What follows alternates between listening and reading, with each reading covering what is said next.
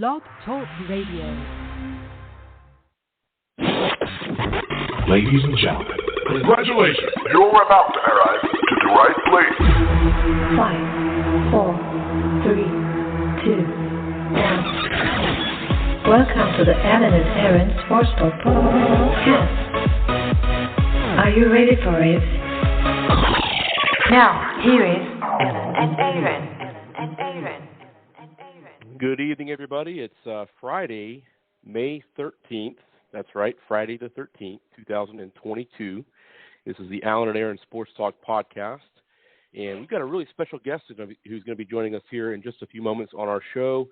Alan and I felt it was very appropriate for Friday the 13th to have none other than Chucky on our show.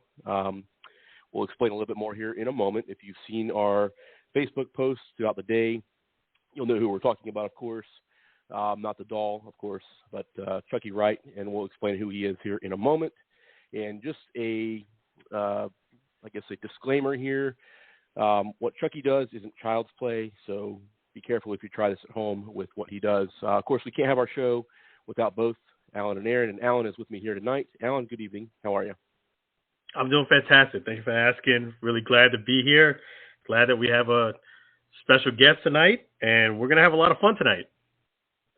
Absolutely. Now, we like to think outside the box. I know a lot of times we interview, former big league ball players, announcers. We've had several guests on over the last 2 years or so. This is certainly something a little bit different. Chucky Wright, to those who do not know, is a paramotor pilot, and he has, 61,000 followers on his, I believe it's on his YouTube channel. He'll be able to tell us here in a moment. These videos are absolutely phenomenal. I'm not a big fan of heights, but these things are just so much fun to watch. And without further ado, here this evening, so that we can have his perspective of everything here this evening, Chucky Wright joins us. Good evening. How are you? Great, guys. Thanks for having me. How are you guys? Excellent. Doing great here this evening for sure. So I want to ask you some questions. As I've watched your videos for the last several months, I want to say it was probably the beginning of 2022 when I first stumbled across them and could not stop watching.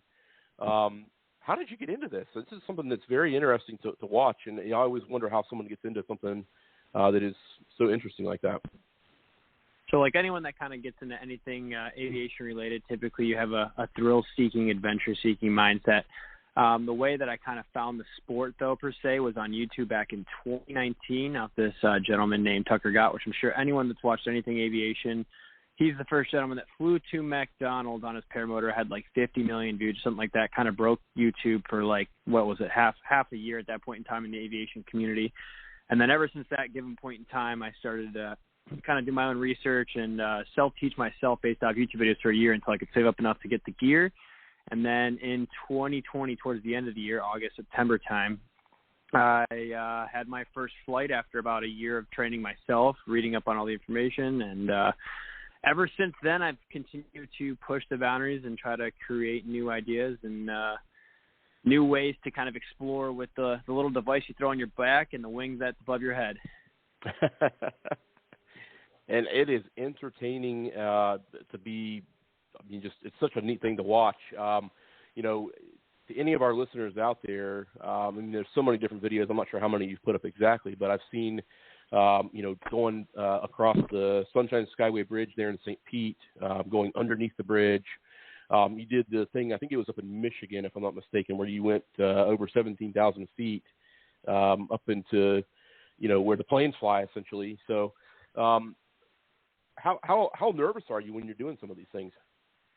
I've always been an adrenaline junkie, I guess. You could say I was a calculated risk taker. I've done all sports, snowboarding, skateboarding, freediving. So, hold your breath, dive 100 foot deep on a single breath, all that kind of crazy stuff. So anything that kind of just pushes the limits, physically, mentally, and all that kind of stuff. And this one's kind of it's more tame, if anything.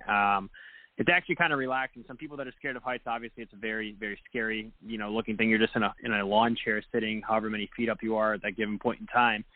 But it's more relaxing than it is anything else to me, depending on the mission. But sometimes you get up there and there can be some serious turbulence, and things get a little sketchy, but you have to just, stay calm. Your motor goes out, you stay calm. Like, it's all about just staying relaxed throughout the whole process. Yeah, it definitely does seem like you've had quite a bit of experiences out there. I did see one where the engine failed on you, and you seemed like you were more concerned about the engine than it was your safety. Are you that relaxed when you go here when something bad happens? Yeah, honestly, that's what's probably saved my life in a lot of aspects, whether it be motorcycles, whatever crazy piece of equipment that you're on. The more relaxed, like as an athlete, you have this sort of mindset when something's going wrong and it's happening really fast. You kind of start to perceive things in slow motion, if that kind of makes sense. Everything around you are able to kind of look and analyze way faster than what time really feels like it's going. So like when my motor goes out or anything like that, feel as if everything has just kind of paused. I'm able to take in what's going on and then react in the correct way without emotionally thinking about it, more or less logically thinking what's the next step to take versus, once you bring emotion into it, you get scared. That's how people, die or get really, really badly injured. Yeah, that's a very good point there. Go ahead, Alan. I'm sorry. Yeah, I mean, definitely. And that is a very good point as far as you don't want to panic, and you seem definitely like a guy who's well-versed and well-experienced. How does your family feel about you going up there as often as you do, taking that risk? Okay, that's a question I get asked a lot. Well, I lived right across from an airport when I lived in Michigan, and my parents' house was right across the street from it. And my dad still has never seen me in person fly. He won't watch me fly. He will watch my videos because he knows, obviously, I was able to post them, which means I'm still alive. My mom and my sister have both come out and watched me fly. My sister thinks it's pretty cool. I mean, she doesn't really care too much about it. My mom, she gets nervous. She's definitely, at first she was terrified that I was going to, go up in this little thing she had no idea about. But the more and more I do it, the more, comfortable she is with it. She's cool with it now. Yeah. The ones that really get to me is the ones that you kind of go up and touch down, up and touch down. I get nervous watching it. Like, man, when you go down, it's scarier because, as you know, it's down. If an engine failure or something happens, you get caught on something. It's much more scarier me watching when you're going up and down. Does that feel the same way for you? When you mean when I'm going up and down, or you mean like when I'm coming closer to the ground versus like touchdown, like when you're doing you did, I think it was just hey, touchdown, like when you go, yeah, the touch and go. So yeah, you come down. So no, that's. It's very, it can be scary to some people. The only reason you do touch and goes is to practice for when you actually are landing. The reason I was doing it the other day, when I was down there, honestly, I was just bored mid-flight. So I'm like, all right, well, let's practice some skills kind of thing. And essentially all you do is you take off once and you land once in a normal flight. Well, if you do want to do touch and goes, just like an aircraft, you just come in and you practice your landings over and over and over without having to lay your wing down.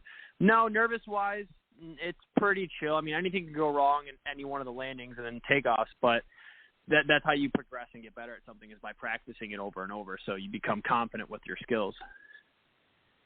Yeah, definitely. Very, very good point there. The one I wanted to ask about too, and I guess we could ask you about all of them, but there was a video that you shot, and this was early on, I think, in your posting of videos, and I believe you were in Michigan. You had flown, I want to say, to a friend's house. I want to say he was getting married or something. You were going to pick out a suit or something to that effect, and you flew back to where you had taken off from, and it got dark. Night was falling, of course, as you were flying back, and you turned on, a strobe light. I got to ask you, because I used to fly as when I was a lot younger. Never finished, unfortunately, the flying lessons. I kind of gave up on it early, but it's hard enough to fly when there's light out there. What was it like, and I'm not sure what time of year this was, but what was it like flying back, really just looking for landmarks that are lit on the ground in that last couple moments of that flight? That was October, September time. So it's very easy in that area for me, I guess. I've memorized that entire layout in like a 50-mile circular radius, I guess you can call it. I've boated all those areas over the waterways. I know exactly what the airport looks like. I know exactly what the island looks like. I just know point of reference. I guess the hardest part was after I got to the location was basically landing, because not being able to see the distance between your feet and the ground when it's so dark out, that's the only kind of thing that throws you off. So you might think as if you're touching down, but in reality, you're still 3 or 4 foot away from the ground. So you start running and you're not even touching the ground yet. So that can kind of throw you off if you don't have one foot in front of the other. But location-wise and, like, addressing the point, like your waypoint on the way back, it's just kind of point and shoot. Look for some sort of landmark light that's on that you're familiar with, and just kind of head towards there. I mean, you typically are supposed to map out most of your flights before you take them, and as long as you have a decently good memory and you're able to focus on what you're doing, it's pretty remotely easy to make it back to your takeoff zone. Yeah, and one of the, go ahead, Aaron. Oh, you're good. Go ahead. I was just going to say, one of the things that I noticed about is that the propeller itself is not covered. Is that by design, or is that your specific model? Is it never covered? By covered, you mean nothing over top of the prop? Yeah, because the person you had actually bought it from, you mentioned in the video that they lost a little bit of their finger because, and I could see how that accident can happen. Does that ever get nervous to you? And does the design of it always is without a cover? The design of it is always without a cover. So the only time that the cover is on there is for when you're transporting it. Some people don't even put it on there for them. So there's a little piece of sheath or cloth, I guess you could say, kind of like a knife goes inside of a sheath. It's just cloth that covers the prop. You take it off for flight time. And the reason on the backstory on how that gentleman kind of got a portion of his pinky chopped off and his second finger to it. He was ground starting it, which is something you never do with a paramotor, because at any given point in time, if you're ground starting something, you never know if the throttle's completely open or the throttle cable got stuck.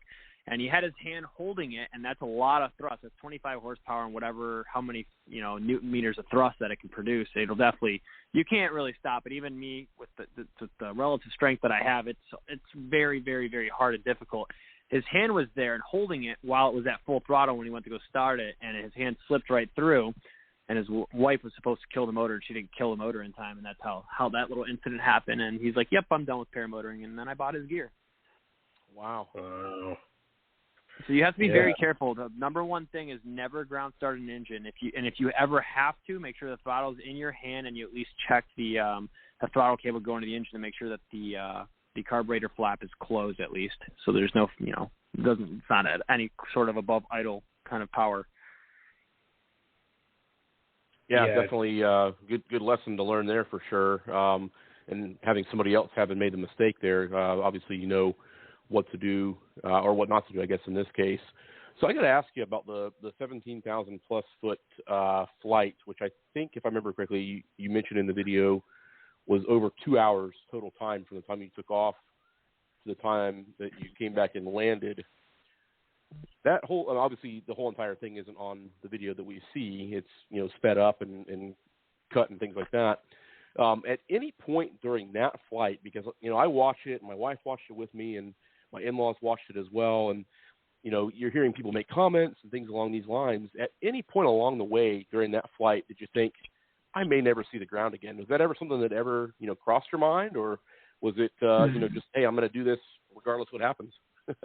No, that flight was I was on a strict mission. I told myself I was going to cross that 15,000 foot mark. I had a spare bottle of O2 that was sitting beside me. Not many people know that. I never ended up having to actually use it. That was just more or less if I started to feel anything. But in terms of answering your question, so when I got up to like 12,000, 13,000 foot, I was more or less like, every once in a while I'd look down and I was just like, wow, this is crazy. It all kind of looked the same above 10,000. and didn't really notice too much of a difference as the ground was obviously slowly getting smaller. But at a certain point, like, I was just chilling up there. I'm like, I don't know if I'll make it back down, but I'm assuming everything's going to be fine. Like, I trusted my gear. I understand the dynamics, the way the physics work with the wing. Like, there shouldn't be an issue unless there's some sort of massive wind gust that comes and just rips me apart. But I looked at all the winds aloft, which means you can check the winds from 500 foot all the way up to 26,000 foot, and I checked each and every 1,000-foot criteria, and none of them shifted within 3 or 4 miles an hour within each other. So there was no major gusts that were changing in that altitude range. So it was a safe flight pretty much the whole way up, almost the entire way down. I think I might have had like one little gust of wind that kind of like bumped me up and down a little bit, but did nothing to the wing. But yeah, the total flight time was 2 hours and 43 minutes, I believe it was. And I pretty much idled the whole way down and just looked for that big lake to reference where my car was. And probably one of the coldest flights I've ever been on, and definitely one of the more, that was definitely probably the most epic flight I've ever done in my entire life. Yeah, you were up there. Go ahead. No, he was up there. You were up there real high, and being up there that high. Tell us about the experience of going through clouds and that cold temperature starting to hit you. Did you go from like, oh man, this is really cool to, man, this is getting really cold? What did I do? So in terms of the cloud, I came up to the cloud and ended up not going through it. It's technically illegal. It is illegal to go through a cloud. I went around the cloud, and as I popped up through the one opening that there was, I popped up, and it just felt like as if you just opened the gates to heaven. Like you just I couldn't see the ground anymore. All I saw was the sunlight and just fluffy clouds for miles on end. It seemed like they never ended. It was one of the most, like, I can't even explain it. Like, you can be on a plane and see these kind of things, but like coming up in such a slow speed versus everything passing you so quickly, just, it was a lot to take in, like, not emotionally, I guess, just like I've never seen scenery like that. I mean, you can climb a mountain and see all this stuff, but you're still on ground. There's just a whole other perspective. I can't really explain it. Nothing's replicated it. I'm still trying to replicate it unless I go up that high again with the perfect conditions with clouds the way they were. It's almost just, I love to go back and almost watch that video just to kind of, reminisce what that felt like. It was mesmerizing, guys. It truly was. Yeah, it sounds like it's one of those things that you just, like you're trying to describe there, you can't describe it. It's something you have to see firsthand, and even when you see it, it's so breathtaking that you really can't do justice by speaking words to it. So you've done that. You've done the 15,000, or in this case over 17,000 feet flight, which you mentioned was almost 3 hours long. You've flown around clouds. You've flown over alligators. You've flown to, I believe it was Chic-fil-A in St. Pete Beach, if I'm not mistaken. Yep. Ice cream, grocery shopping, going shopping for a tuxedo for a wedding. What's the next adventure that you have planned? So the big ones that I haven't really wanted to talk about too much, but I did actually talk about it in my Florida Keys video, so I guess it's already out there if someone wanted to go watch it. I'm getting logistics put together right now, and I have my guide boat ready for it. I'm going to be doing a flight from Miami to the Bahamas after I put on my extended tank, which is going to be like 74 miles worth of water crossing. So it'll be one of the more gnarly flights I've ever done. I've never crossed that much water. I don't think I've ever gone more than 15 to 14 miles over the water at any given point in time.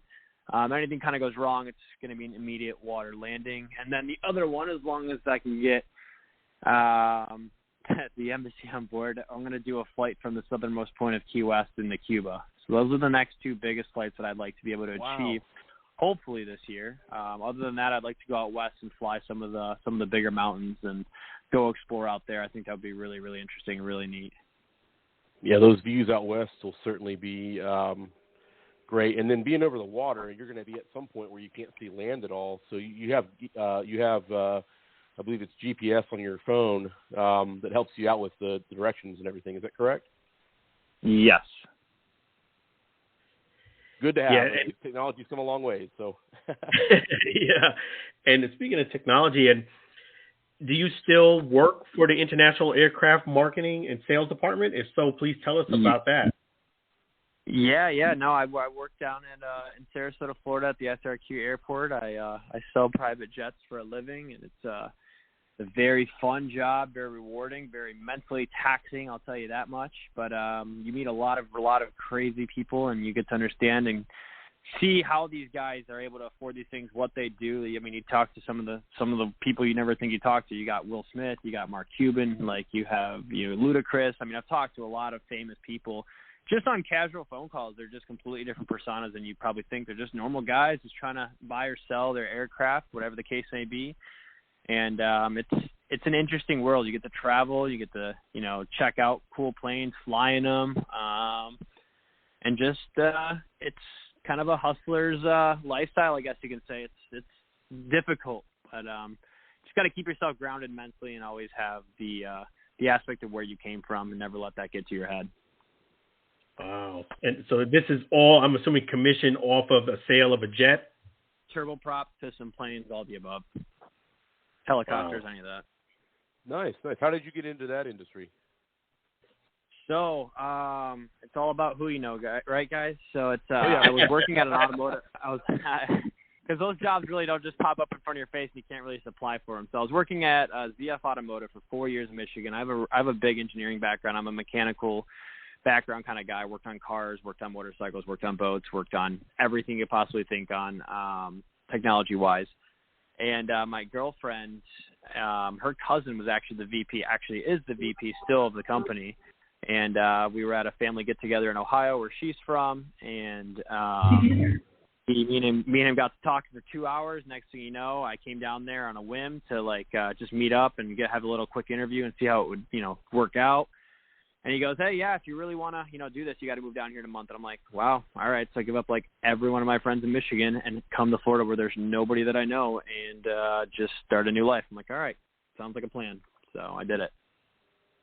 Well, you got that warmer weather, which is certainly a positive coming from Michigan, I'm sure. Yeah, it is. I'm from Miami originally, so I was born and raised in Miami. I lived there till I was 10 and then moved to Michigan for 16 years, and now I'm back.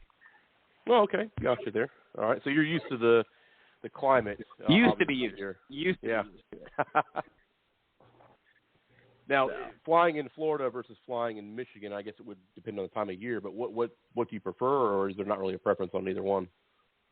So to answer that question, I wish I spent about 6 more months of summertime in Michigan because I think there's a lot of areas, especially up by Mackinac City, Traverse City, the Sleeping Bear Dunes, all those areas that I would have loved to be able to go fly around, but I never really – right as I got my new setup, I ended up moving away a month or 2 later, I think, and I never had the travel time needed to go fly up north and go to Mount Bohemia, all the way up 10 hours up there. There's so many beautiful elevation changes, forestry, bridges, small islands, and then the sand dunes. I've always wanted to do that.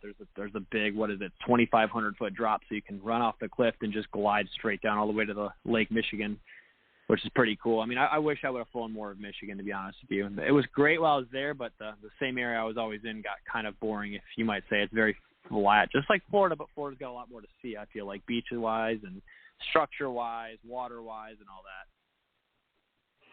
Yeah, and you actually had my adrenaline pumping and got me nervous.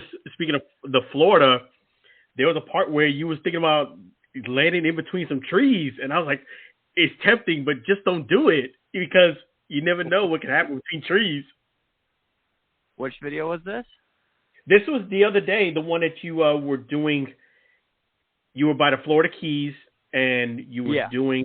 Yeah, there was a little. There was a patch. I know what you're talking about. Yeah, I know what you're talking about. Where I was like, I don't know if I can land here, but if I had to, yeah. I was just going through a possible theoretical in and out. I'm like, if I had to land here, how would I land here and how would I take back off, kind of thing. I always run that through my mind because you never know when you might need to do something like that. Yeah, and then you mentioned that you're going to be flying over water for a good period of time, and that makes you a little nervous.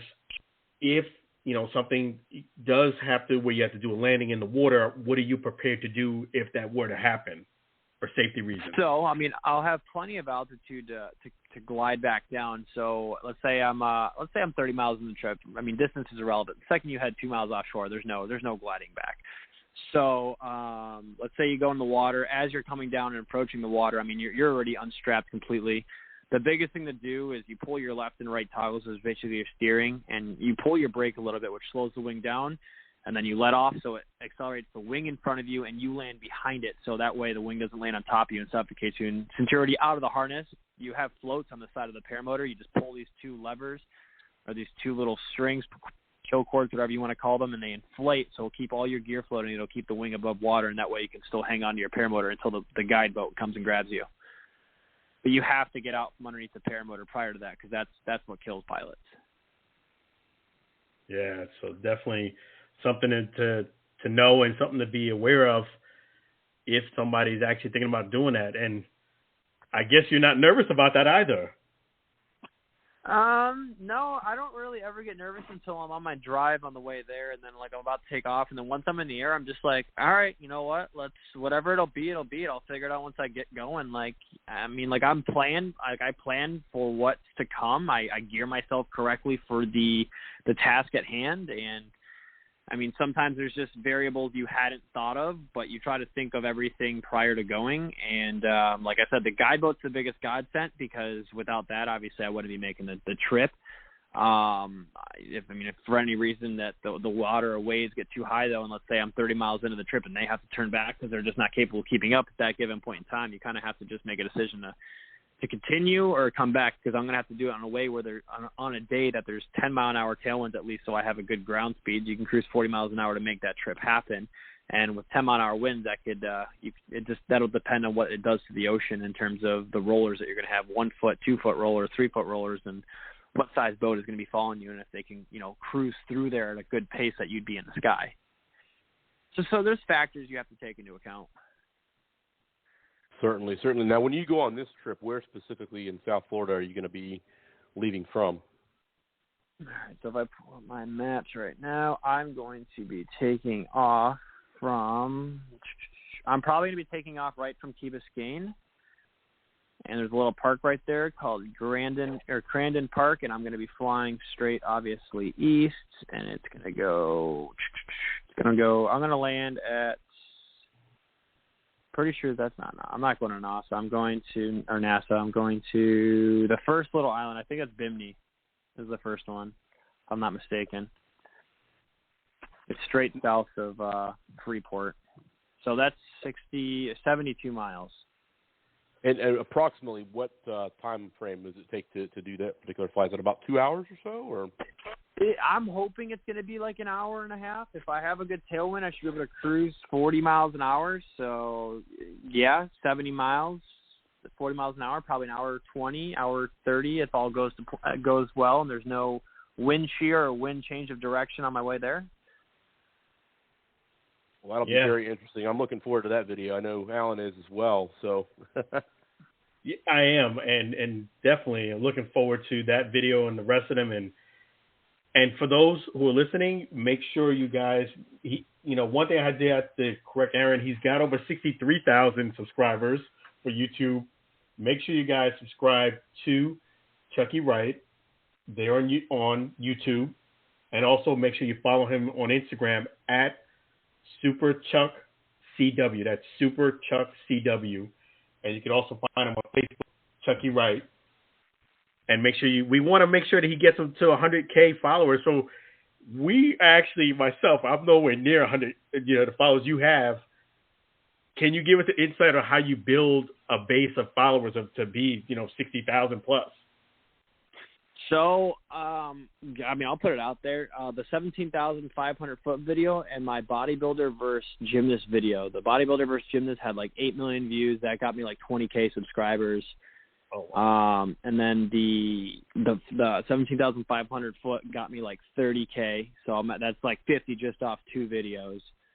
And the other like 15 is just off, I guess, me having a YouTube for 4 years and just pushing out content. So it's about having those big titled videos that you're actually not just clickbaiting and you're actually, you're pulling through with exactly what that title says. Like if you're flying a 17,500 foot, you're doing just that. Or, you're making a competition video, you're doing just that, and you're bringing it to making it a highlight reel where everything inside that video is difficult, tough, and not, meant for the average person to be able to look at and be like, oh, I can just go do that. You want to make it so it's difficult and appreciated at the highest level. So definitely, obviously, clickbait titles, but if it's going to be clickbait, at least follow through with your videos. That's what gains the most traction. So the way you word your titles are huge. I'm starting to notice. A lot of people like to see, top 5 things or 5 things I love most, or, how-to videos, with good instructions is a great way to, build a following. Yeah, you're doing fantastic at that. And then is it second nature to you now? Like when you do a video, you just get your phone out, and is it just like, putting on a pair of pants? It's so automatic to you, because some people that takes work to document everything that they do. Is it natural to you now at this point? so easy. Literally, the phone that I'm talking to you guys on right now, I just pull out my iPhone, and I literally just point the camera back at myself, and I kind of just talk about the idea off my head. I do one take. I don't redo it. I don't care. It's kind of just raw, like, let me get out there and live in the – if I'm going to live in the moment, I'm not out here to just film it. I'm going to just click a button. It's going to start recording, and I'll talk for a little bit, get up in the air, click a button, throw a GoPro underneath my leg, and I'll enjoy the flying while it films me. And whatever I talk about, I just edit it after to spend about an hour editing at most. And that's it. Post the video and then just share my journey. And if people want to watch, they want to watch. If they don't, they don't. But I also do plan most of my videos out to be a little bit more epic, interesting, fun, exciting. Like, I want something interesting to happen within the flight because that's what people enjoy, and that's what I enjoy doing. I like the variables. I like being able to attack things that get thrown at me and see how I can handle them. So it's fun. Yeah, I mean, it definitely looks like a lot of fun, and you're enjoying life. And I did want to ask you that question. Have you ever, because you have that GoPro in your hand, and you always think, I think, has he ever dropped something from the sky? Have you? I've never dropped. That was actually my next question. I know every video I've watched, the very first thing that comes to mind, other than your safety, of course, has been, the GoPro. Now, is that actually attached, or is that just stuck under your leg and you tilt the wrong direction and have it fall out? It's literally underneath my leg, but that pole, it's like 3 foot or 2.5 foot long, and I have a good like half a foot underneath my leg. So, and when you have the compression of your hamstring pushed up against it, it's not moving whatsoever. So if it does slip, it's gone. There is no attachment around your wrist. Yeah, exactly. No, it'll be gone. Okay, so you broke up a little bit. So you haven't dropped anything. Is that right? Because you broke up a little bit when you answered. What's that? Pardon? You actually broke up a little bit when you answered. So just to clarify, you haven't actually dropped anything. No, I have never dropped anything off my setup yet. Okay. Nope, I don't plan on doing so. I mean, I treat it as if I drop it, I lose it for good, and I'm not trying to lose any of these things because some of them are, not cheap to replace at the drop of a whim. Yeah, sure. I guess the challenge that we want to make to you, you've eaten Chick-fil-A, I believe it's a Chick-fil-A sandwich in the air, so we need to get you, I know that you're back in Florida now, maybe, I don't know, a pub sub or a Subway sub, something like that would be your next food challenge for flying. What would be my next food challenge for flying? Well, I was suggesting maybe a Subway sub or a pub sub. But what would you say is maybe the next one that you're thinking about? Let's see. If I'm gonna do another one, I'd probably do. I mean, I did Chipotle, so might as well just keep the trend going. Might do like Qdoba. I want to do something unique, like some sort of bigger franchise that I can get on board with that would be cool and be able to land, pull up right to the restaurant, grab the food, go up, and then eat it on a journey going somewhere. I don't know what franchise is still kind of big. I'm not a big fan of fast food. Like, other than Chick-fil-A, I haven't had like real fast food, I guess you can call it, in like 12 years. I don't drink soda or pop. It's been 12 years since I've had any of that. So it's hard for me to go to like any of these places and just get food for me sometimes. I'm trying to think. Yeah. I don't know. What restaurant? Yeah, What restaurant, guys? What ideas do you guys have? Throw one out there. I mean, I'm pretty much game as long as it's a big name item restaurant. Hey, you have such a big following that I wouldn't see why they wouldn't partner with you to sponsor you to do it, because 63,000 followers on YouTube is that's amazing. And with me, you keep in great shape. No soda in 12 years. I think Aaron hasn't had a soda in 12 minutes. It's tough for him.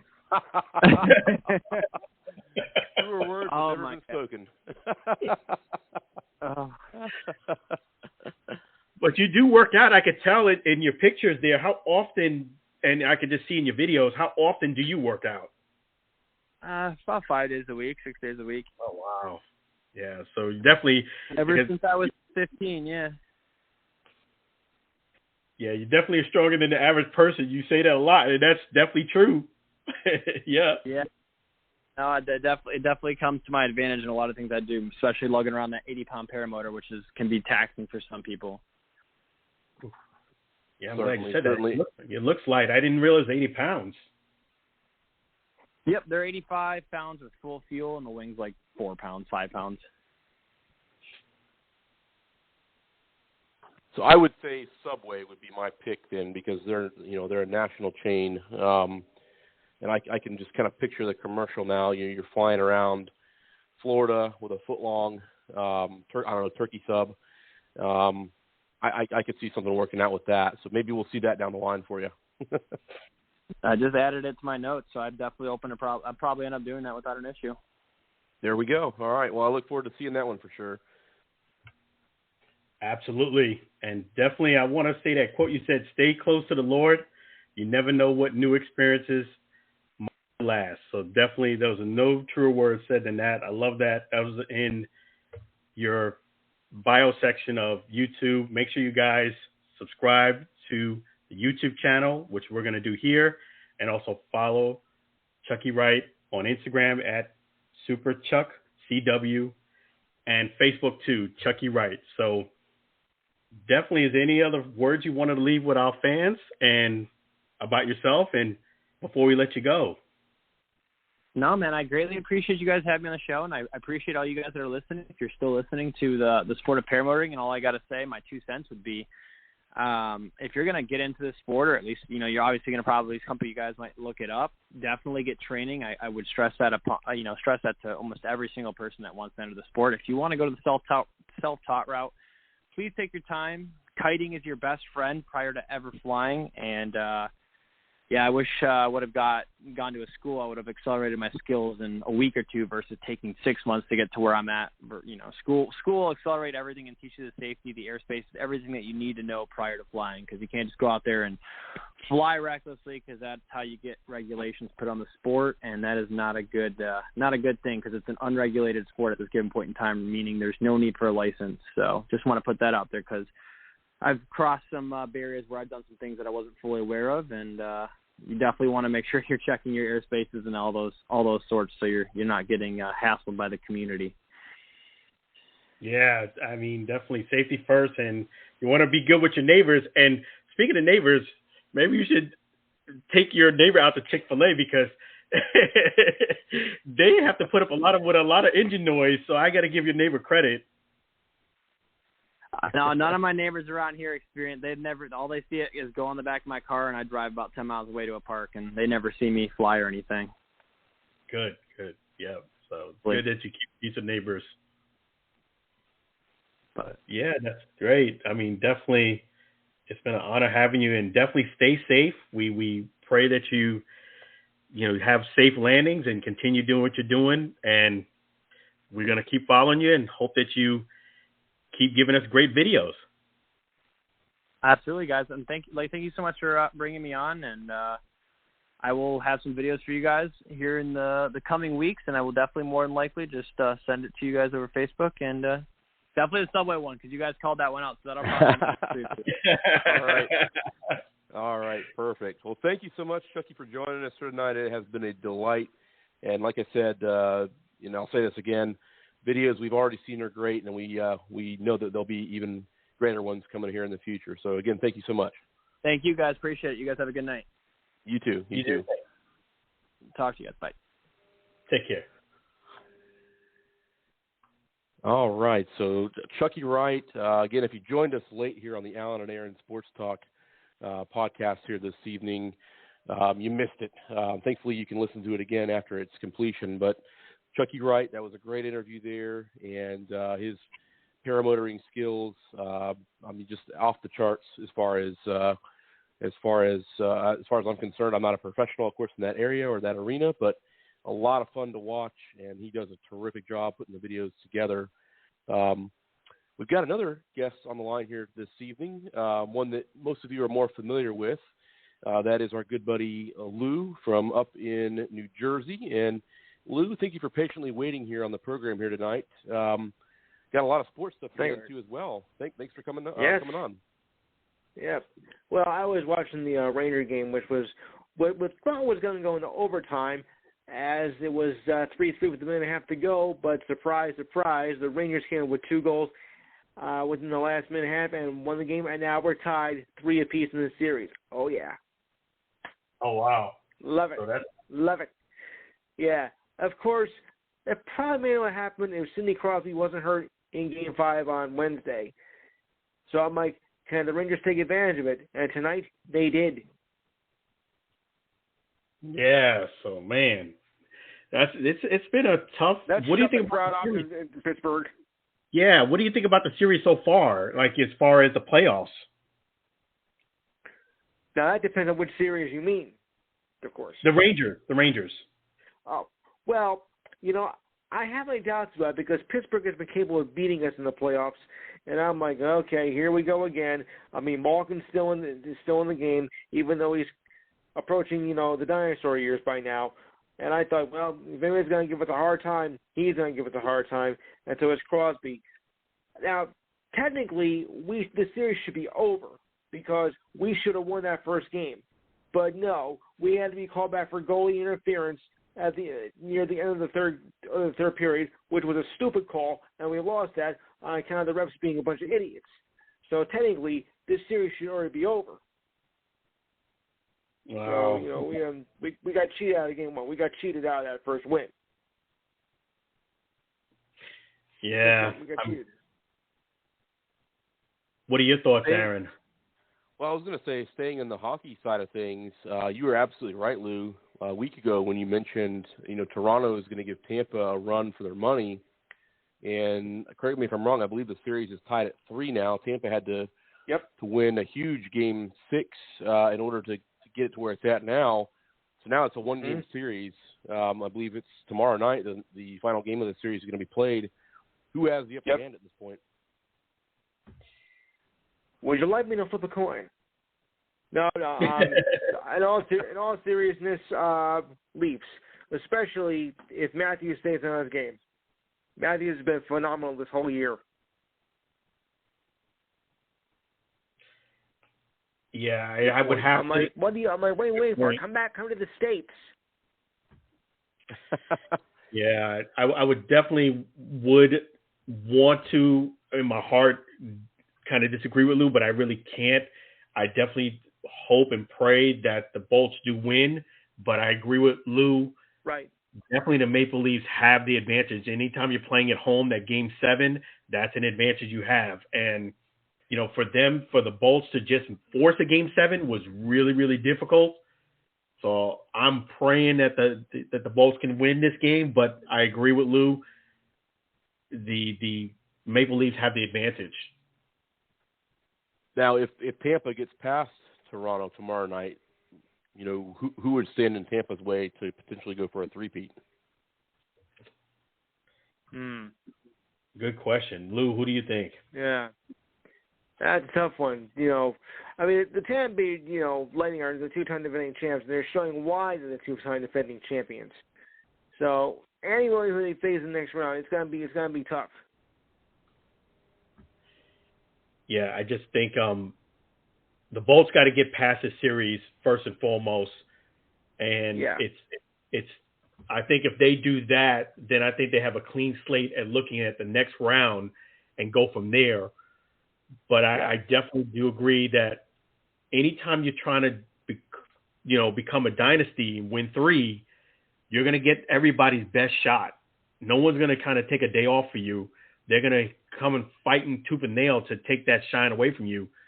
So, of course, the Bolts have already done miraculous in the fact that they forced a Game 7, because the Maple Leafs have been really bringing it. And Matthews is the reason why. Yeah, and sometimes this is the way I look at it. It could be in hockey like we're talking about now, but we also see this in other sports too. We'll talk about football or baseball for a moment.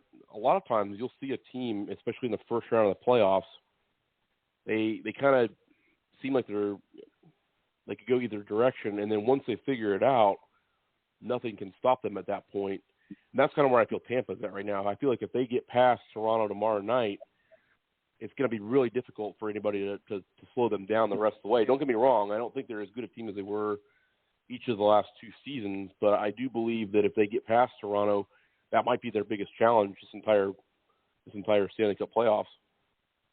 Yeah.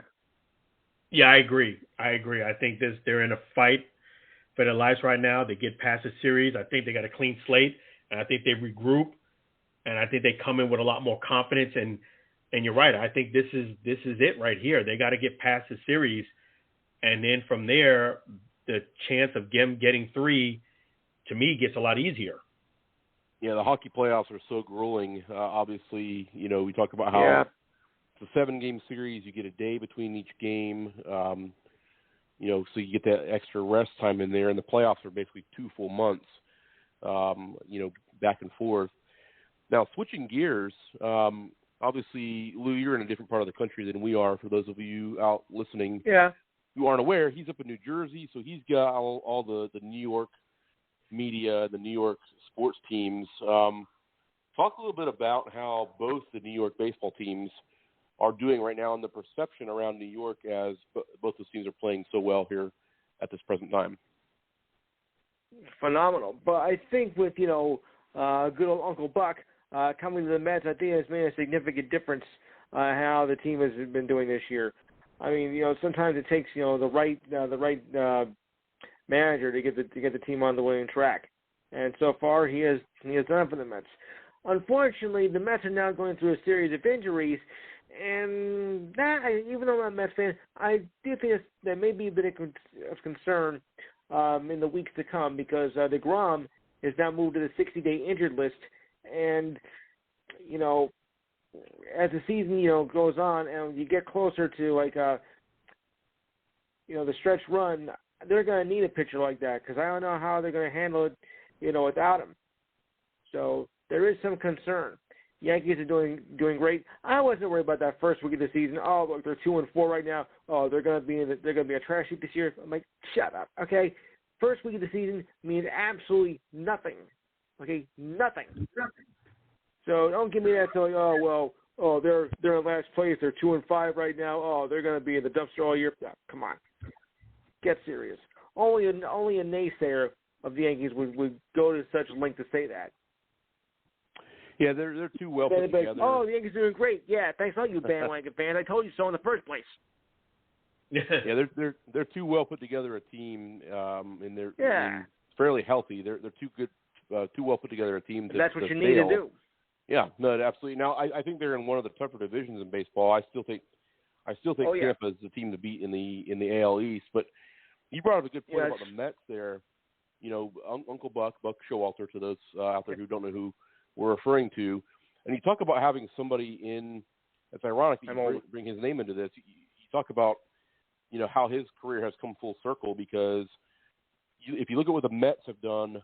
Really, since Terry Collins left, 5 or 6 years ago, they've gone through a cycle of different managers and, issues with some of them. Of course, the one who was it? It was former pitching coach with Mickey Callaway. There were some issues there that led to his dismissal. But the point I was going to make there is the ironic thing is you go back 25 or so years ago, and Buck Showalter was a younger manager with the Yankees, and he was kind of the same. Exactly. So the funny thing about it, or the ironic thing about it, I guess, is full circle. He was the young manager, kind of like they had last year with the Mets, and they brought in an experienced guy in Joe Torre, who had been a manager with several different clubs, some not as successfully. But then you bring in Buck Showalter, and he has a trend of, look what he did at the end of his time in New York. He got Arizona heading in the right direction. They fired him, and they won the World Series next year. He did some good things in Texas. They never went to the postseason, but they were very close, and they were actually in the playoffs a year or two after he left. And then he had some pretty good success in Baltimore. So it's not surprising that he's doing great things. And I really think he's actually one of the he kind of brings the old school and the new school stuff together with the analytics. I think he's a great fit for the Mets. I don't like it because obviously that's my rival. But because when you look at last year, in April the Mets were off to a hot start, and everybody was thinking, okay, get your playoff tickets ready. But what happened after that? After Memorial Day started, they just collapsed and died. So, I thought, is it going to be deja vu again this year? Okay, they got a hot start in April, but are they going to continue? This year, I think I see something different happening. Yeah, I agree. I think the Mets are really bringing in Buck. Really made a big difference. He fits the team really well. He's got a lot of experience. He's a very, very good manager. And if you look at their standings, they're up 6 games to the Braves and the Phillies. I mean, they're just rolling. 6 games, okay, 6 games. Now, the thing is, that is great, especially if you're a Met fan. Not one of them. But 6 games this time of year, even in September, is not really an insurmountable lead. And to give you an example, let me take you back to 2007. The Mets, 7 games up in the last week of the season. You look like a sure win to get into the playoffs, right? Right. All they needed to do was win, I think, 1 or 2 games in that 7-game stretch, and they would lock up the division. Guess what happened? They lost every game that last week, and Philly snuck in.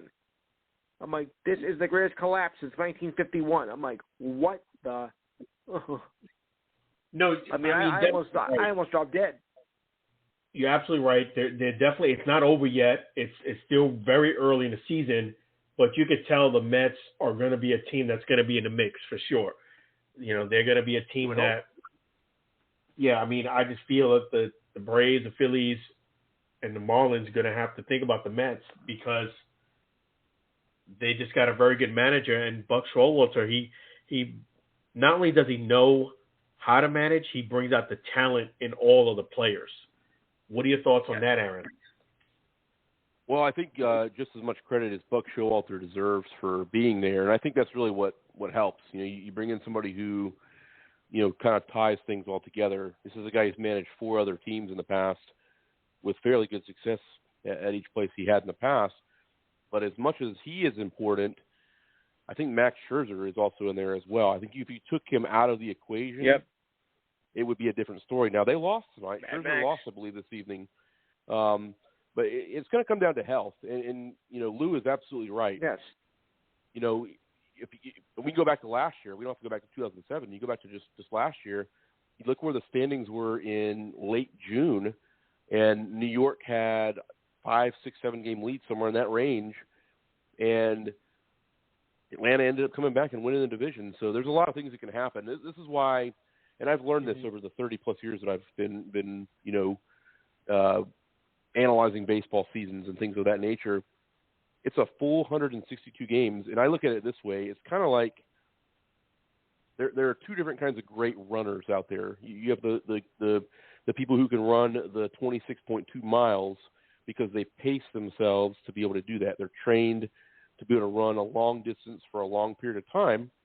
And then you have the sprint runners who run, you know, they run very well, they run very fast, and they are trained to run distance in a very quick amount of time, mostly, you know, Olympic runners and those sorts of things. If you were to have someone who runs those types of races try to run a marathon, they may not be able to do it in the same time that some of these people who win like the Boston Marathon and the New York Marathon in 2 hours or so. I've done that twice. To run that distance. So my point is this, kind of like a football season. Football season, you know, is 16, 17 games now, which is 1/10 of a baseball season. If you have a 3 or 4 game losing streak, your season's probably over. Whereas in baseball, it's little corrections here and there. And honestly, the worst decisions that get made in baseball by a team or a manager, a front office, however you want to look at it, are the knee-jerk reaction decisions. Now, if you lose a player for the season and you got to replace them somehow, that might be a little bit of a different story. But if you're just having a struggle at some point, it's looking at the analytics of what you're doing wrong and figuring out those small ways to correct things, because 162 games is a lot of baseball to be played. And so many, many things can happen throughout the course of a season. And I'll use last year as an example. I'll use last year and I'll use 2019 when the Nationals won it all. Neither one of those teams, the Braves probably were in a better position going into last year to be a World Series caliber team. The Nationals weren't. If you go to the Nationals standings in June of 2019, that was the year they won the World Series, about the end of June, they were about 5, 6, 7 games under 500, and they were talking about Dave Martinez, their manager, being, you know, on the hot seat, and things slowly turned around. And the ironic thing is both them and Atlanta last year ended up beating Houston in the World Series. But, you know, you just never know how it's going to work out. I look at the 2011 Cardinals. They only won 83 games, and they were 9 games back in early September in the wild card that year, and they ended up winning it all. So you just never know what's going to happen. No, you're absolutely right. What are your thoughts on that, Lou? About baseball, you never know what's going to happen. Yeah. No, you don't, especially with a long season of 162 games. I mean, it's not like, like you said, like football, college football or whatnot, even the NHL and the NBA. They only play half a season as long as baseball does. So if you, lose a 6-7 game losing streak, you're in trouble. That's a lot of ground to make up. Well, baseball, if you do go on that kind of losing streak, like in the early months, you still got time to make it up. I mean, if you go on a 10-game losing streak in late August and September, then you're a dead duck. I mean, you'll miss first place, you won't get the division, and you're slipping in the wild card standings. Because remember, in the 2002 season, the Mets had the same fate. They were a game and a half behind Atlanta, and they were like a shoo-in to take the division.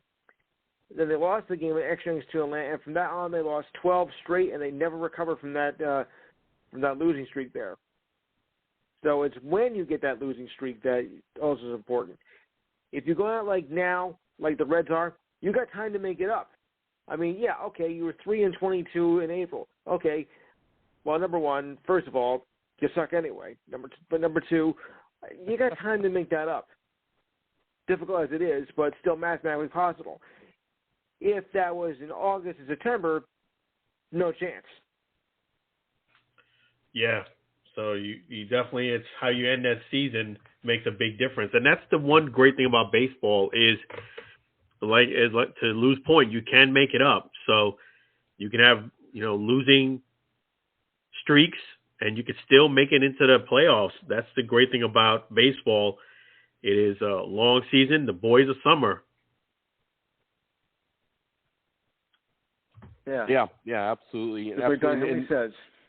Exactly. Yeah, absolutely. And to kind of go on to that point that you mentioned there before, having a losing streak at the wrong time of the year, I kind of had mentioned this one there before. 2011, that was, I think, Philadelphia's last year in the playoffs. They won the East that year, but Atlanta had a 9-game lead in the first week of September, and the bullpen just collapsed. And they ended up on the last day of the year losing to Philadelphia, and St. Louis won, and they ended up getting into the playoffs. And the Cardinals only won 83 games. That's I believe that's the lowest total any World Series champion has ever had. So, yes, they got hot at the right time, and other teams around them kind of, fell apart. Like Atlanta last year.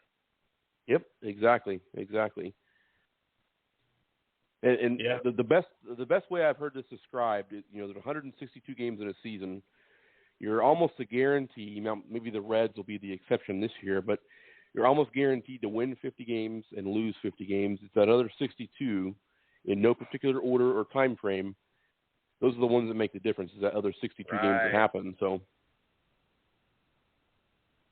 yeah, you're absolutely right about that. So Lou. So I'm curious, what do you got cooking for your show this weekend? Let's see. Where do we begin? Well, of course, we got the playoffs to talk about, both the NBA and the NHL. We're also going to discuss the NFL schedule, of course, but we won't be able to do all 17 weeks, of all 272 games of that. So we'll go by the prospective teams in the area from the callers, because it's a 2-hour show. I can't devote one topic to the whole show. We'll recap the Kentucky Derby. That was a big surprise right there. Oh boy. We'll also cover that other football league that's been going on right now. Hint, hint. And we'll discuss more of the baseball. We'll even discuss some of the NHL as the draft lottery was announced. So we'll announce the teams of where they stand, and if it's going to make a difference, in the draft, if they're going to get any good. Namely the Devils. Well, I'm not saying that my girlfriend would kill me. So you get the idea. So you might be listening to the show, fellas. Be careful. So anyway, if you got time between 5 and 7 p.m. East Coast time tomorrow, keep that in mind, guys. East Coast time, and it's a live show, so no F-bombs, please, or S-bombs, or H-bombs, or anything else like that. The number to call is 512-543-4662. I'll repeat it again, 512-543-4662, and it is toll-free, so you have nothing to lose except, self-respect, dignity, nerve, pride, guts, nothing important, though. So you got the time? Call in. If you do, I guarantee I will get you in, of course, within the allotted time. There you go. The Enhanced Sports Show, 5 to 7, Eastern Standard Time Zone, with Lou, 512-543-4662. And that's 512-543-4662. Make sure you guys support his show and call in tomorrow. I could use it. I'll have plenty of room, too. Yeah, so he's expecting your call, and he'll have room for you. So it's a win-win Saturday. Yeah. There you go. Just make sure your weekend is just right. If I get a good amount of calls, mine will be right, too. There you go. And to think, though, I mean, and unlike CNN Plus, we're still here. Ooh, okay. I had to do it.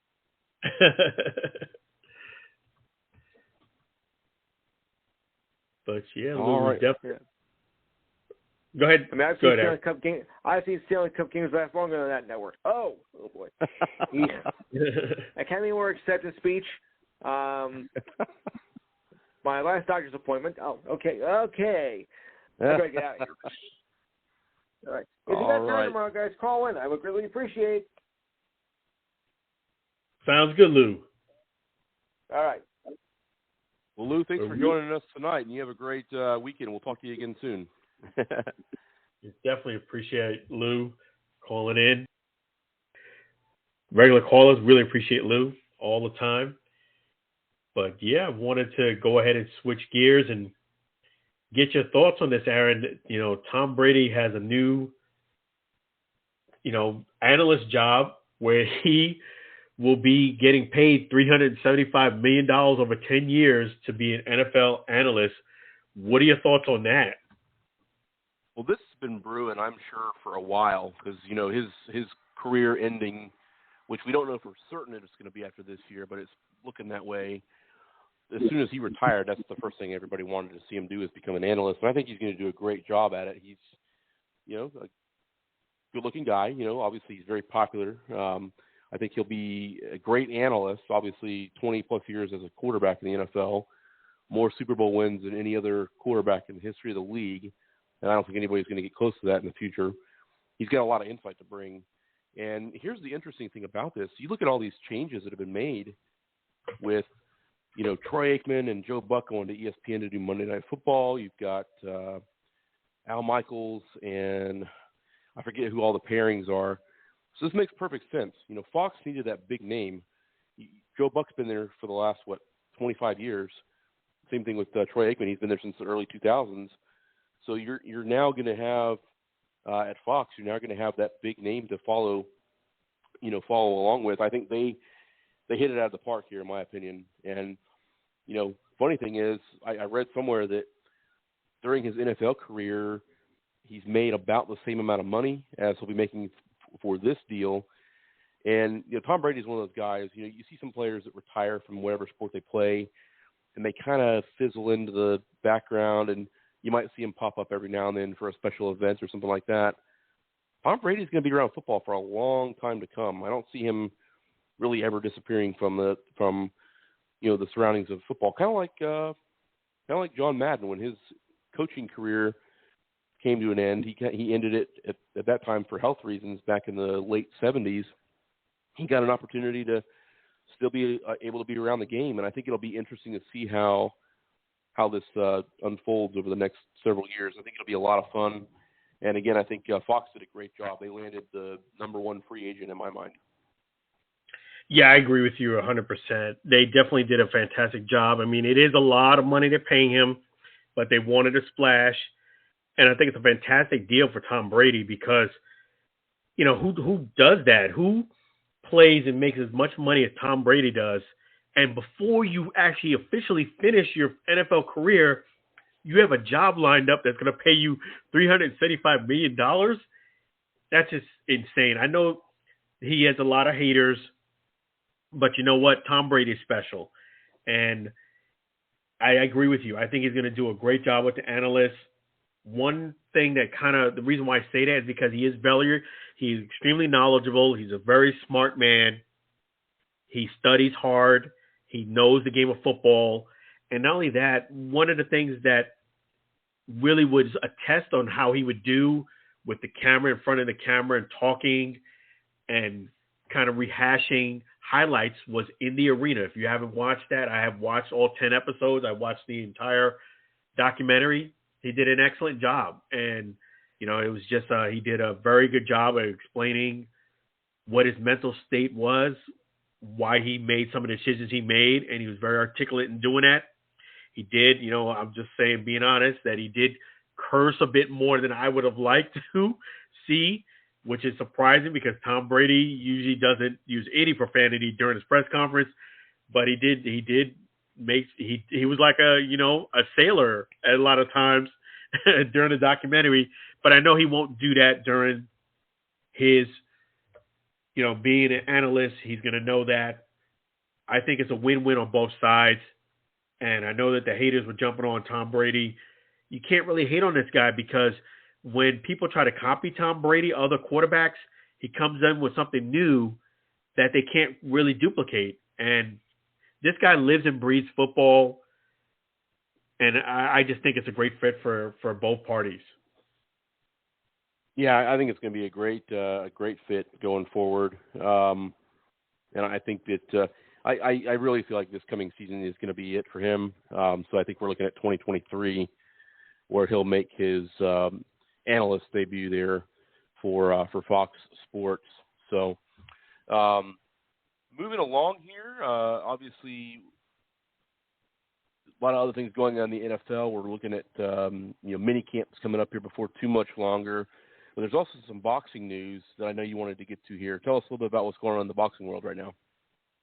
Yeah, there's actually quite a bit going on, and let me talk about last weekend's prediction that was against Canelo and Dimitri Bivol, and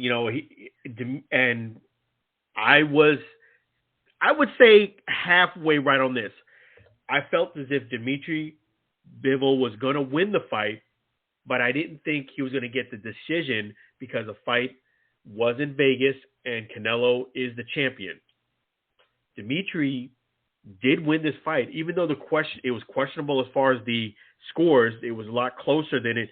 The scores were a lot closer than it really was. Dimitri Bivol really won this fight. I felt hand down. They gave him a close decision, but the right man did win the fight. I was not surprised that Canelo did lose this fight. It's the first time he lost in about 9 years since he lost to Floyd Mayweather. And a lot of fans really jumped on Canelo because of this loss. You know what? I think the fans need to back up. I felt as if Canelo, myself, was going to have trouble winning this fight because he went from 160 to 168 up to 175. When he went up to 175 against a very, very game fighter, Dimitri Bivol, I felt as if he was going to run into trouble. And lo and behold, he did. He did lose the fight. But I don't feel as if it's fair how the fans piled on the criticism. The man wanted to create a legacy. He wanted to fight the best fights. He wanted to challenge himself. And sometimes in life, when you challenge yourself, you don't really know until you try. He gave it a try. It didn't work out. He lost. He still has an outstanding record. He only has 2 losses, this loss and the loss against Mayweather. And he's catching up to, as far as the money-wise, being even more paid over his career than Mayweather. So I think the criticism he's getting is unfair. So if Canelo's listening to this, hey, man, you try to get up there and cement your legacy. You gave it a try. It didn't work out.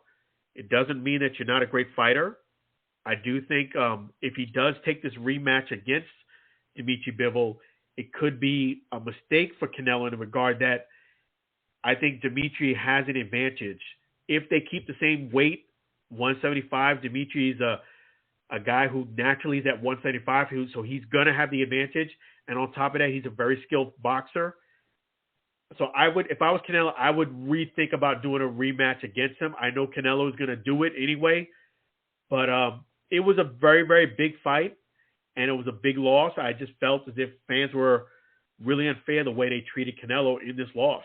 Wow. Okay, that's a very good analysis there on the battle between the two. And then there was, from what I'm seeing here in the notes, there was supposed to be a Mayweather fight here coming up in Dubai, and it has been canceled. Tell us a little bit about that. Yeah, that fight was canceled. It was supposed to be tomorrow afternoon because it is Dubai time. It was going to be an afternoon. It was canceled because of the president in Dubai had passed away. And because of that, all events in Dubai have been canceled. I think that's a lot of respect. And that's actually something that reminds me of how things used to be when I was in South Carolina. My grandmother, when people used to pass away, they used to move over to the side of the street out of respect. I feel here in America and, where in Tampa and stuff like that, people don't do that. I think that's really cool that in Dubai that they canceled all events for at least 3 days because of the passing of the president. But I will say this much. I think this is 2 times in a month that I think Floyd Mayweather is getting the warning signs.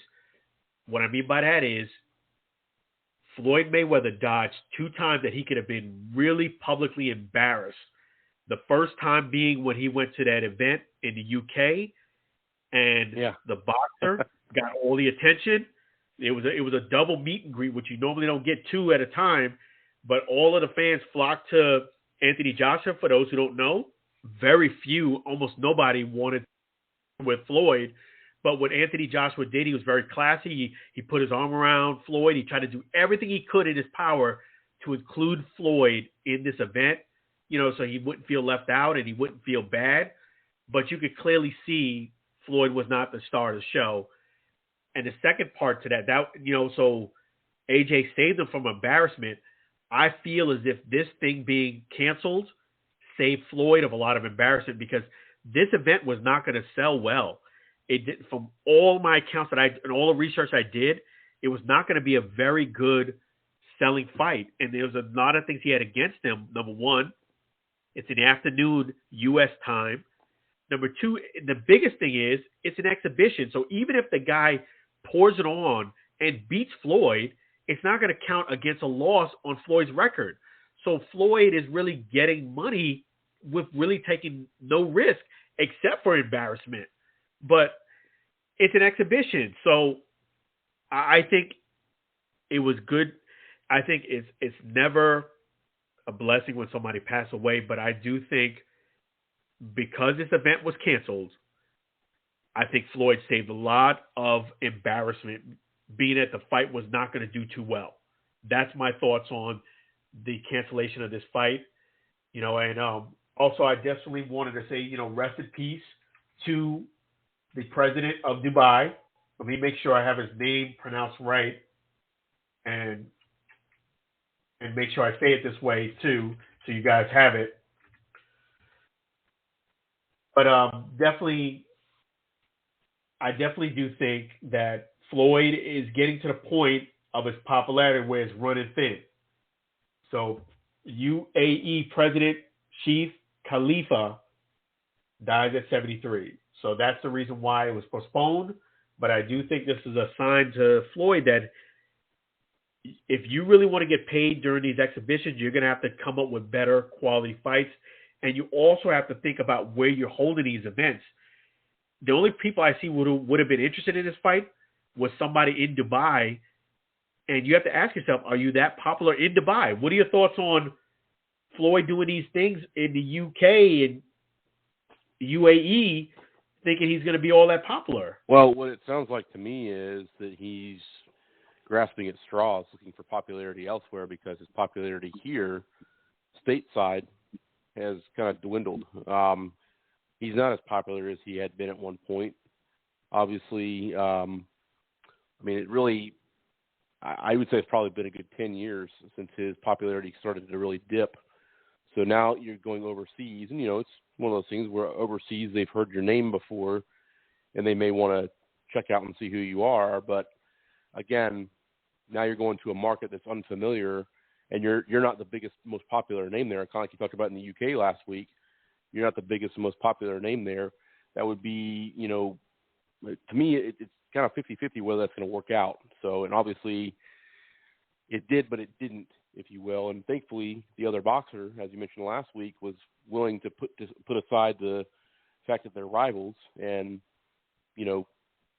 extend an olive branch. And whether that worked in Floyd Mayweather's favor or not, obviously didn't really seem like it did, unfortunately. But, obviously he tried to do the right thing there, as you mentioned before. Yeah, he definitely tried to do a classy thing, and he's a class guy, and he did his best. But, it's like this. When you're not active, and boxing has changed over the last couple years since Floyd was really in the ring a lot. Now, I think boxing has stepped up a bit in the regard that now the A+A against fighters, you don't see that as much, but you are seeing very, very good fights. Boxing is now putting on much better fights than they did a couple years ago. If you don't see the two top guys fighting, you'll see the next level top guys, which are usually a very good fight, and people are usually interested in seeing that. The Canelo versus Bivol fight that I was just talking about, that's actually a very, very good fight. So boxing has done a lot better in putting together fights that not only are very good, but they do matter, because somebody gets a loss and somebody gets a win, somebody gets a belt, somebody loses a belt. So there is a risk reward. Whereas if you do an exhibition, there is no risk. And the only reward you get is money, but there really is no risk on your record. So I think Floyd is going to have to think about his marketing strategy if he wants to get back in the game, and I agree with you on that. If you do any things overseas, I think Floyd he dodged a bullet, because this fight was not going to sell well. And having said that, I want to give you my prediction for the Charlo versus Castano number 2 fight, which is going to be tomorrow. That is actually a very, very good fight too. I have Jermell Charlo winning this fight, and I think Jermell Charlo is going to win it convincingly. I felt as if the first time they fought, for people who don't know, the first time they fought, the fight ended in a draw. In my opinion, it was not a draw. I feel as if Castano won that fight clearly and should have given Jermell Charlo his first loss. It didn't happen, but I think Jermell Charlo is the better fighter. So with them fighting the second time, I think Jermell is going to make those adjustments. He's already going to know what Castano has to offer. Castano might change a couple of things, but I think at the end of the day, Jermell Charlo is actually the better fighter. He didn't have a good night that night. I think he's going to come in there more relaxed, more focused, and more knowledgeable about his competition. I think he's going to pretty much wipe away, whether it be either knockout or decision. I see Jermell Charlo winning this fight convincingly. So boxing had his chance to give him his first loss, and they didn't take it. I think Jermell Charlo gets the win tomorrow, and I don't think there's going to be any doubt about it. I think Jermell Charlo wins in that fight. As much as I like Castano, I just don't think he's going to be able to have a very, very an outstanding night twice against Charlo. So I think Jermell Charlo wins that fight. And one thing that I did want to mention to boxing fans is definitely try to support the boxers that are out there as best you can. I feel as if Canelo, what I was mentioned earlier, didn't deserve a lot of the criticism. When you're trying to be great at something, sometimes you got to take a risk, see how you do. And if it doesn't work out, it doesn't work out. But at least you gave it a try and you see how it works out. Nothing beats a failure but a try. Right, Aaron? No, that's 100% right there. Hey, you're absolutely right. You miss out or you lose 100% of the ones you don't take the chance on or take the risk on. So, absolutely, that's a very good point. Thank you. Yeah. See, that's the thing in life. Like you miss 1,000%. There's a lot of boxers that had great opportunities to fight someone. They were a little fearful that they may have risked their record. They didn't take the fight. And then lo and behold, they realized that maybe they could have won and could have gotten the fame, the fortune, the respect by winning the fight. And they had second doubts.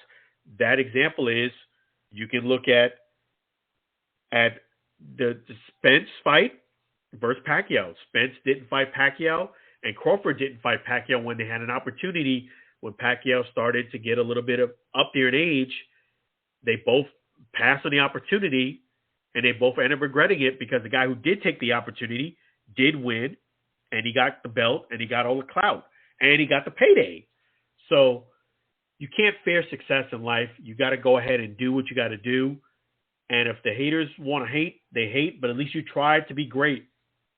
I got nothing but respect for Canelo. He tried to go ahead and be great. It didn't work out, but at least he knows now, hey, he wouldn't have known until he tried. So nothing beats a favor to try. And also, definitely, we have to give props to Chef G's barbecue sauce. He's the Chef G's barbecue sauce. It's so addictive that you may need a support group. So make sure you support Chef G. Get yourself a bottle of the barbecue sauce. Speaking of barbecue sauce, definitely have yourself a great weekend this weekend with some great barbecue sauce. What are your thoughts on anything else, Aaron? Great show tonight. Obviously, thank you for having Chucky Wright on here. We absolutely loved having him on the program. Of course, our good buddy Lou, and as you mentioned there before, our great sponsor, Chef G's Barbecue Sauce. As you were saying there, it is so delicious and addicting, you may need a support group. So we love having him as our sponsor, and we definitely appreciate everything that he has done for us over the last several months, and look forward to a continued partnership moving forward. So I know you and I are going to be playing some golf here tomorrow. We'll have to tell everybody how that goes in our show next week. Hopefully it's a good match. It's been a year since we played, so looking forward to it. Yeah, it's been a while, but I'm looking forward to it too. I'm looking forward to some fun and some golfing and having a great time with my co-host Aaron. And definitely thank you to Lou, our regular caller, and Chucky Wright. A great interview. Man, I mean, that's Chucky Wright. And make sure you guys don't forget to subscribe to him and follow him on Instagram. I did follow him on Instagram. He did follow me back. It was really cool. Thank you so much for that. So Super Chuck CW, for those who don't know. And then also, it's Chucky Wright on YouTube. Make sure you do that. And Facebook is just Chucky Wright. So support him. He's got a lot of great videos coming up. And if you are in the market for a private jet, definitely look him up too. Definitely. Well, great show tonight. Thank you for again joining us here. If you missed any part of our program here this evening, it is available on iHeartRadio for replay, and of course that's any of our shows from the past. So thank you again this evening to our guests, and everybody have a great evening. We'll talk to you again real soon.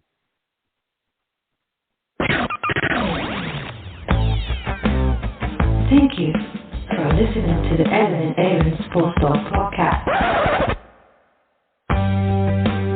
Subscribe and check us out on your favorite social media platform.